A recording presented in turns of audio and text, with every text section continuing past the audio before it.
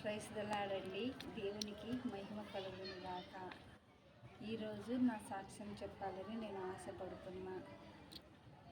నాకు మ్యారేజ్ అయ్యి 2012 నవంబర్ 29 అయింది.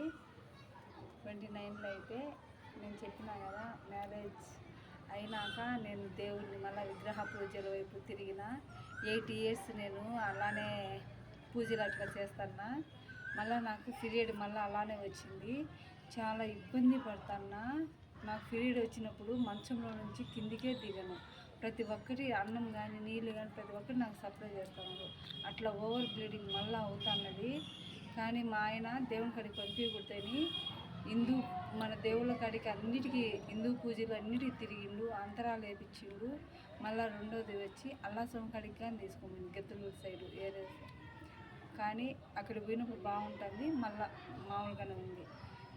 కానీ ఆ యప్ప తిరిగి ఆ యప్పకే విసుగు వచ్చి నా స్థితి చూసి మనిషిని తగ్గిపోయి అంత సన్నగా అయిపోయి ఎముకలు బయట పడినాయి. ఇంకా ఆ యప్పకి ఏం అర్థం కాక ఇంకా సరేలని చెప్పి నన్ను మందిరానికి పంపించినాక నేనైతే రాను, నువ్వే వెళ్ళని చెప్పిండు. సరేలని చెప్పి నన్ను పంపించడం అని చాలా గ్రేట్లు అనుకొని నేను దేవుని మందిరానికి వచ్చినాక నేను మళ్ళీ దేవునికి ప్రార్థన చేసుకున్నా. స్వామి, తప్పిపోయిన నన్ను మళ్ళీ వెతికి నైనా నేను సన్నిధికి నడిపించినందుకే నీకు స్తోత్రములు అయ్యా అని నేను ప్రార్థన చేసుకున్నా. ఆదివారం ఆరాధన అన్నీ అయిపోయినాక మళ్ళీ సోమవారం కొంచెం బ్లీడింగ్ పడింది. ఇంకా నేను పోయి మా దేవుని దగ్గరికి పోయినాక నాకు బ్లీడింగ్ అయిందని మళ్ళీ దేవునికి ఇంట్లోనే మోకాళ్ళు వంచి ఇట్లనే కన్నీరు కార్చి ప్రార్థన చేసిన. స్వామి, నాకు ఈ జీవితం వద్దు స్వామి, నాకైతే చనిపోవాలని ఉంది. నాకు అసలు ఒంట్లో శక్తే లేదు, బట్టలు ఉతుక్కోవడానికి నాకు ఆ శక్తి లేదు, ఇంట్లో అసలుకే పని నాకు అసలు ఓపిక లేదు, నాకు వద్దు స్వామి అని వేసిన. ఆ ప్రార్థన అయిపోతానే నాకు దేవుడు నిలిపేసి నాకు స్వస్థతనిచ్చిండు.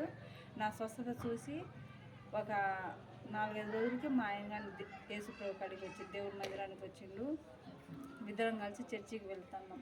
చర్చికి వెళ్ళాక ఒక సంవత్సరం బాగానే ఉన్నాము. మళ్ళీ ఒక సంవత్సరానికి టైఫాయిడ్ జ్వరం వచ్చింది. ఆ టైఫాయిడ్ జ్వరంలో గ్యాస్ ట్రబుల్ వచ్చింది. గ్యాస్ ట్రబుల్లో కామెర్లు వచ్చినాయి. పొట్టంతా ఇంత ఉబ్బరంగా ఉంటుంది. ఏంది ప్రాబ్లం అని ఒకటి చూపించుకుంటే ఒకటి ఇట్లా ప్రతి ఒక్కటి. ఆడి బాగుందంటే అక్కడికి పోతున్నా, కడప అంటే కడప పోతున్నా, నెల్లూరు అంటే నెల్లూరు పోతున్నా, మళ్ళీ ఆత్మకూరు అంటే ఆత్మకూరు పోతున్నా, ఎవరు ఎక్కడ చెప్తే పోతున్నా. కానీ నాకు రిజల్ట్ అయితే రాలేదు. గవర్నమెంట్ హాస్పిటల్ పోయినా, ప్రైవేట్కి పోయినా, మా ఆయన నెల జీతం అంతా హాస్పిటల్కే పెడతా వచ్చిన. కానీ నాకైతే రిజల్ట్ రాలా. ఒక నెల అంతా అట్లయింది. మళ్ళీ జనవరి నుంచి మార్చి దాకా అట్లనే ఉన్నది. మార్చిలో మా అక్కలు పూణే నుంచి వచ్చినాక మా అక్క భయపడింది, ఏంది అమ్మాయి మళ్ళీ ఈ రకంగా అయిపోయింది అని. మళ్ళీ కడప తీసుకొని పోయి అది సిటీ స్కానింగ్ ఉంటుంది కదా, అది తీపిచ్చిండు. అక్కడ వాళ్ళు 2 సార్లు సిటీ స్కానింగ్ తీపించినా అర్థం కాల. మళ్ళీ కెమికల్ వేసి 1 లీటర్ నీళ్ళు తాపించిండు, స్లోగా తాగాల. అవి తాగిన. మళ్ళీ ఇంజక్షన్ ఇక్కడ నరానికి వచ్చి ఇక్కడ ఇంజక్షన్ వేసిండు.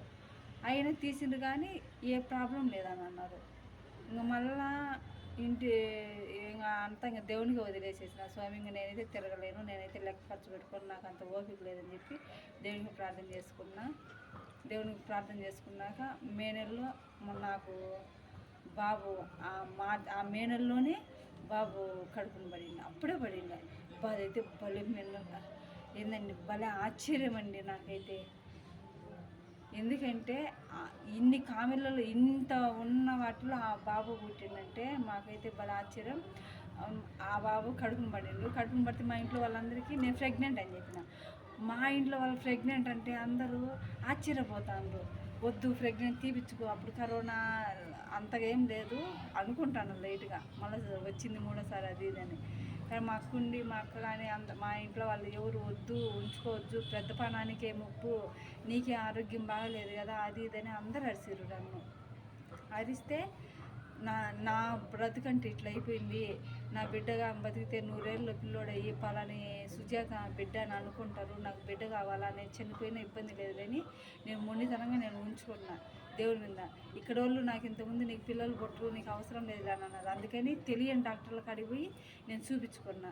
వాళ్ళు ఏమన్నారు, మామూలుగా అయితే నేను చూస్తాము, నీకు హార్ట్ పేషెంట్ అన్నమ్మా, కొంచెం ఆరోగ్యం బాగాలేదు కదా, మేమైతే కాన్పు చేయమన్నారు.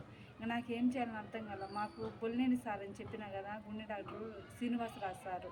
ఆ సార్ అయితే నాకు చాలా హెల్ప్ చేసిండండి. మళ్ళీ సార్ కాడికి పోయి, సార్ ఇది పరిస్థితి అని నేను, సార్ నాకు ఎవరు చూడరంట, కాన్పు చేయరంట అంటే, సార్ ఉండి ఏం పర్లేదమ్మా, నేను నెల్లూరు బొల్లేనిని కిమ్స్ చేసేసిండు. కిమ్స్ పేరు అక్కడ మాకు తెలిసిన డాక్టర్ ఉంది, ఆమె ప్రతి ఒక్కటి చూస్తుంది, ఏం పర్లేదు, మేము కానీ దగ్గర ఉంటాం కదా అని అన్నారు.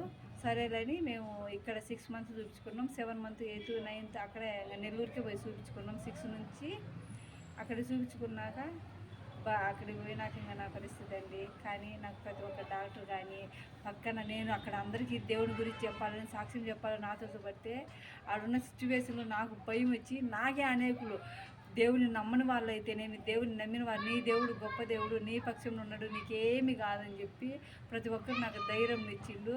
నా ఆపరేషన్ విషయంలో కూడా దేవుడు నాకు సహాయం చేసి చక్కటి కుమారుడిని ఇచ్చిండు. ఈ సాక్ష్యం దేవుడు దీవించును గాక. ఆమెన్.